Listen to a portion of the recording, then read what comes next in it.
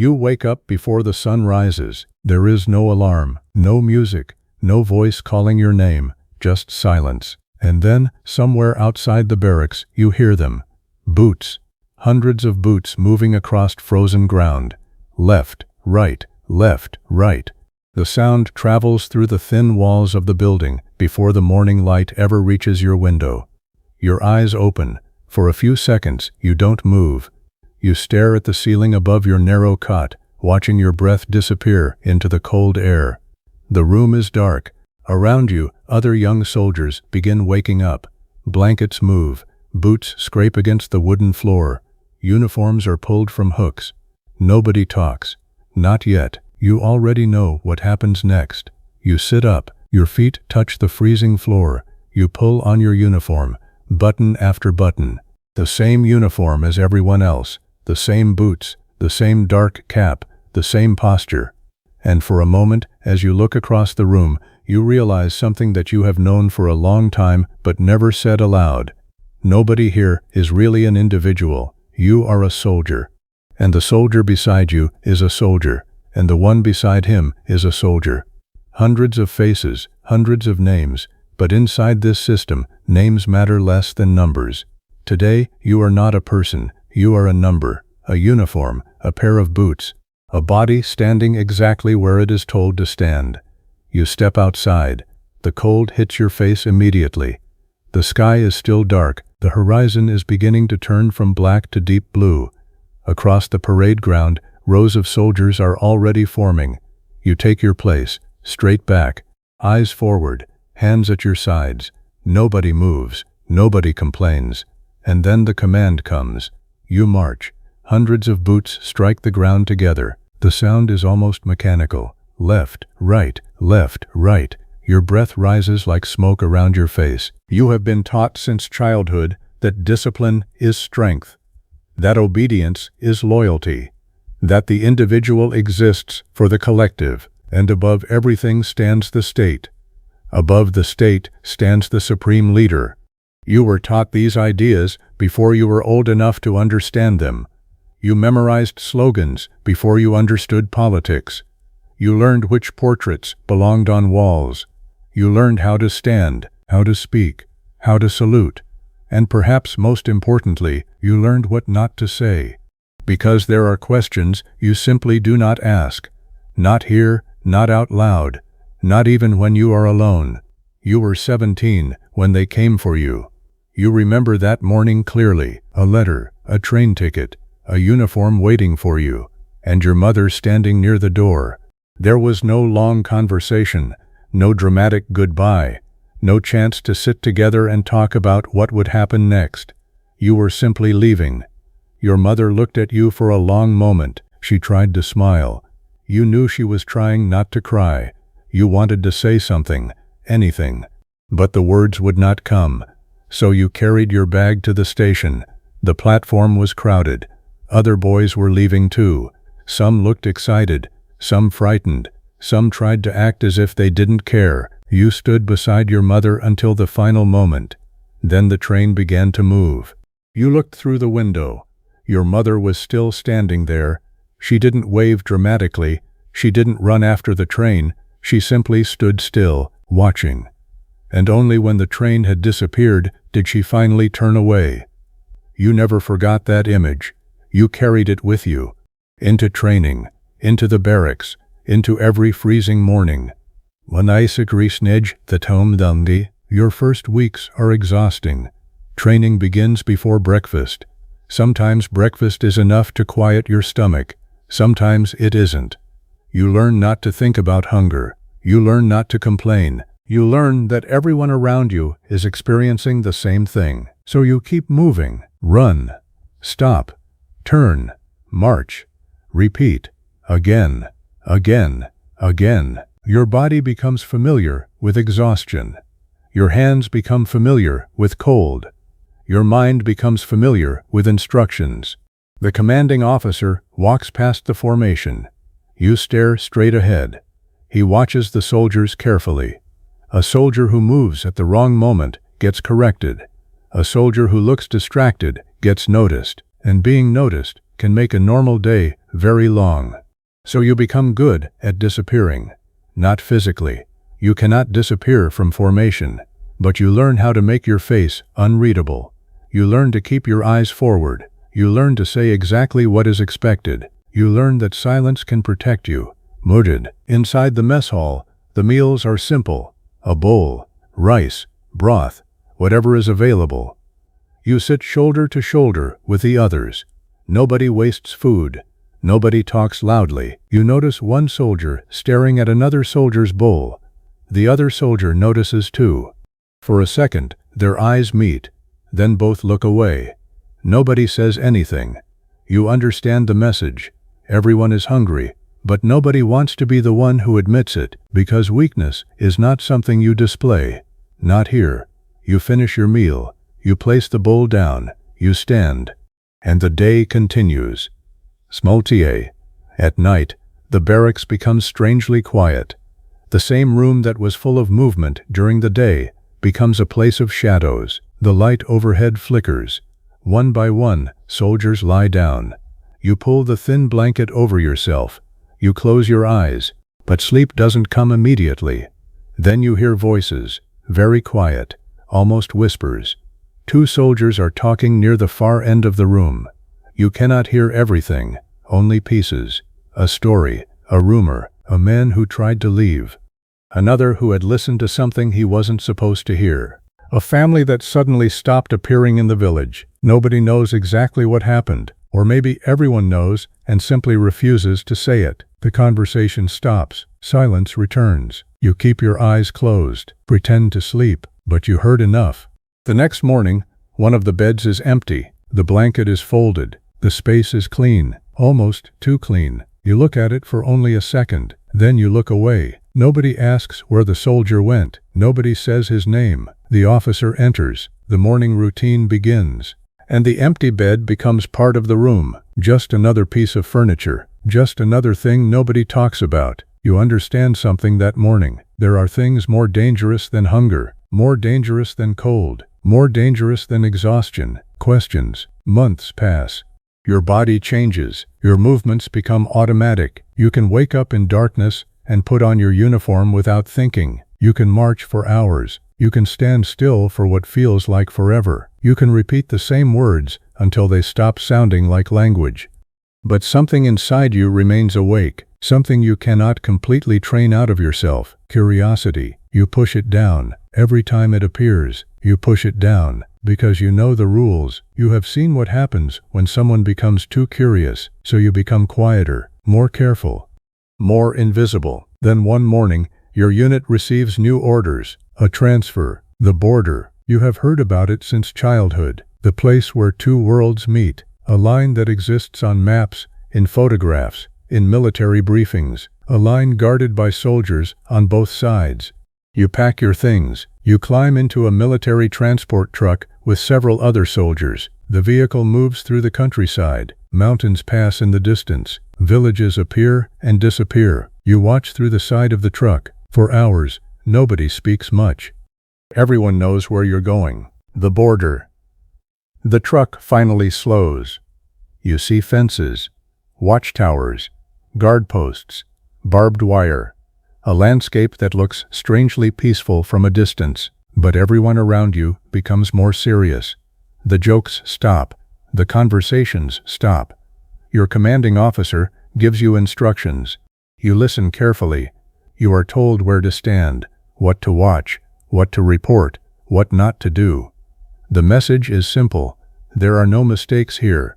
Bornuswarm. Your first night at the border is colder than you expected. The wind moves across the open ground. It slips through your uniform. You stand inside the guard post, rifle resting against your shoulder. Your eyes scan the darkness. Nothing. Only grass, fences, trees, distant hills. The world seems completely still. Then you notice something. Lights, far away, across the border. At first you think they are military lights, but they aren't. They are softer, small lights. Windows, roads, buildings, a town glowing in the distance. You stare. You have been told what exists on the other side. You have heard the descriptions. You have been taught to imagine it as a place of enemies, a place controlled by outsiders, a place where ordinary people are suffering. But from where you stand, the lights don't look like suffering. They look like life. A road, a building, a home. Maybe someone is eating dinner there. Maybe a child is studying. Maybe someone is sitting beside a window. Maybe someone is looking at the same sky you are looking at. You immediately feel uncomfortable with the thought. You turn away. You look at your rifle, then back toward the darkness. You tell yourself not to think about it. But one question has already entered your mind, and once a question enters your mind, it can be difficult to remove. What if everything I've been told is a lie? You almost laugh at yourself, not because it's funny, because the thought is terrifying. You force yourself to look away. You finish your shift. You return to the barracks. You lie down. You close your eyes. But the lights remain, not in front of you, inside your memory. Bodoh. The next night, you see them again. You try not to. But eventually your eyes move toward the horizon. There they are. The same distant glow. You watch for a few seconds, then turn away. A few minutes later, you look again. This becomes a habit, not because you want it to, because you cannot stop wondering. Days become weeks. Every guard shift feels the same, cold, dark, silent.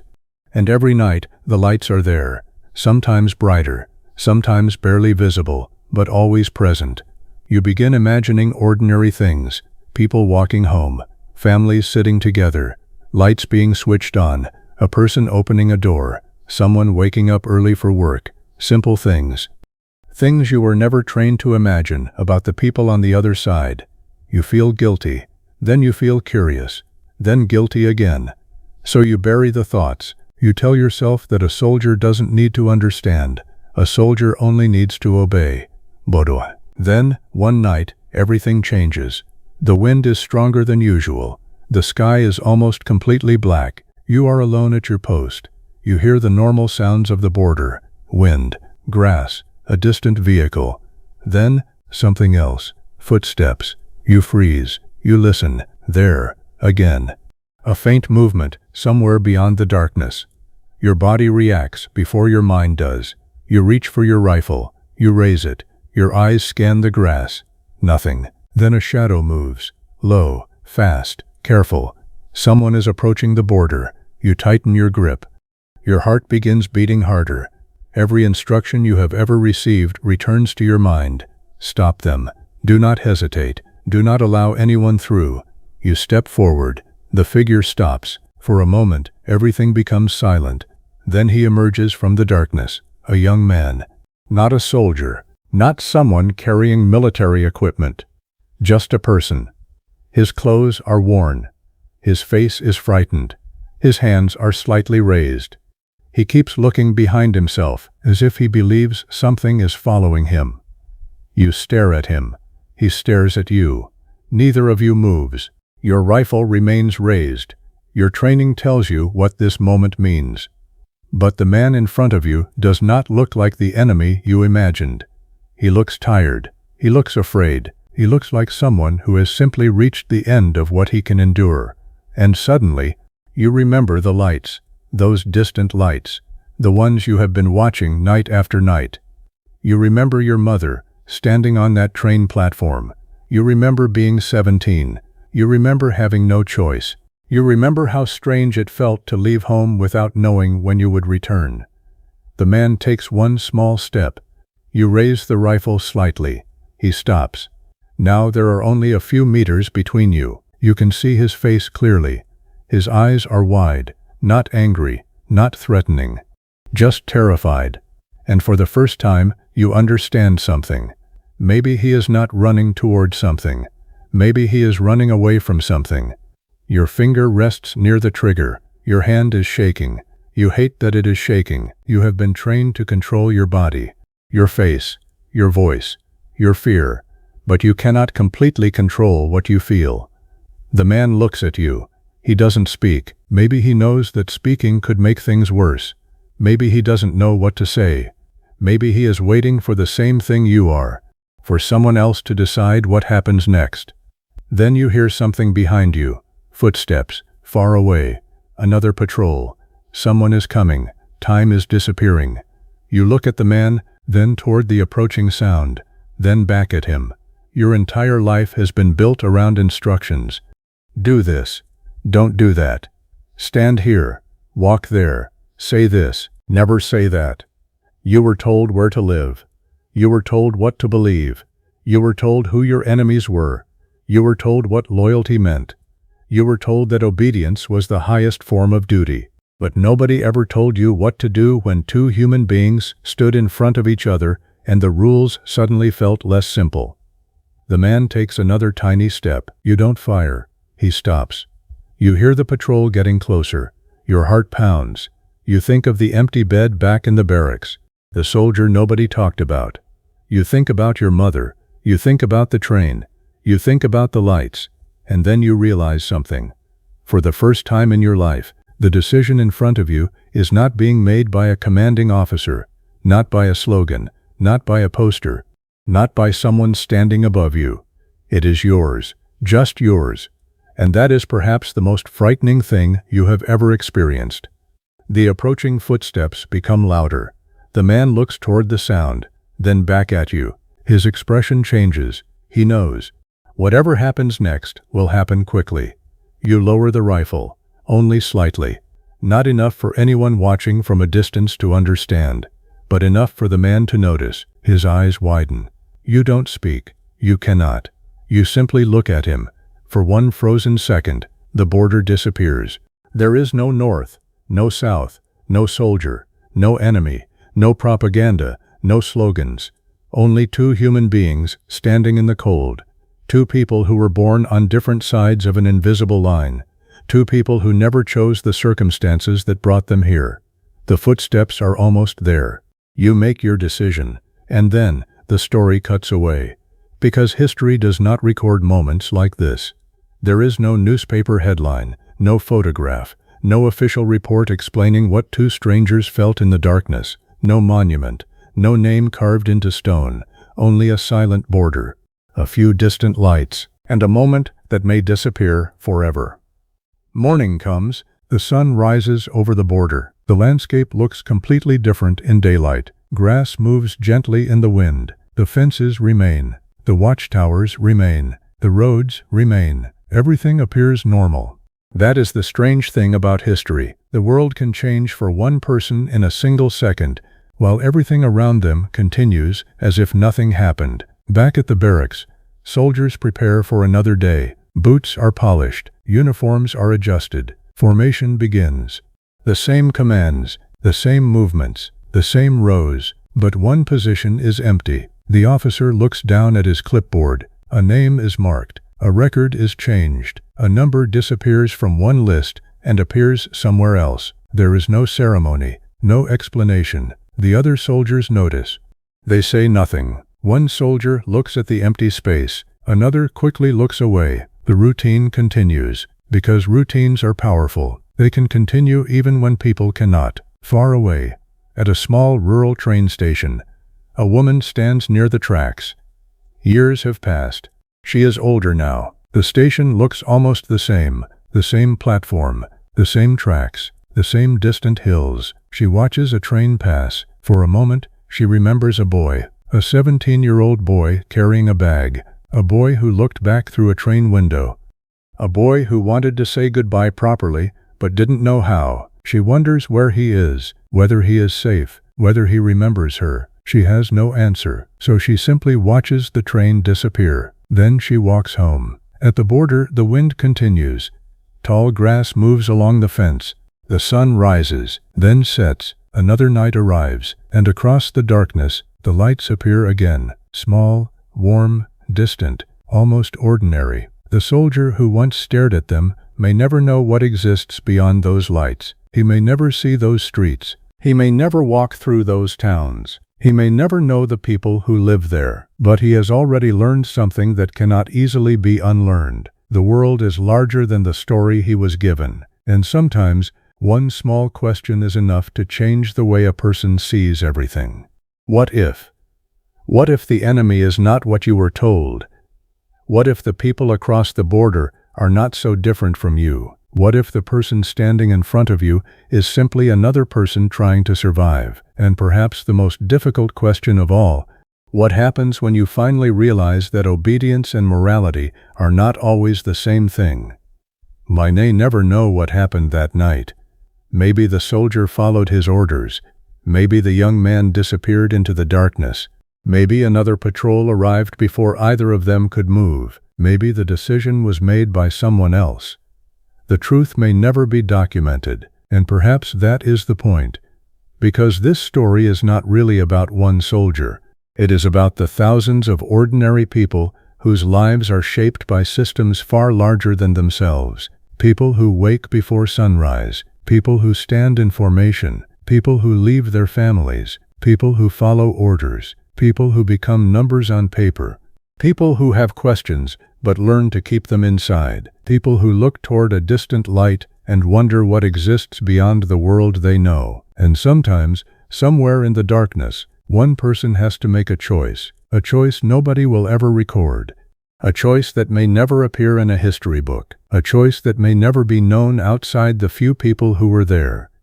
But for that person, for one frozen second, it means everything. Because before he was a soldier, before he was a number, before he wore the uniform, he was a human being, and for the first time in his life, he understood what it meant to choose.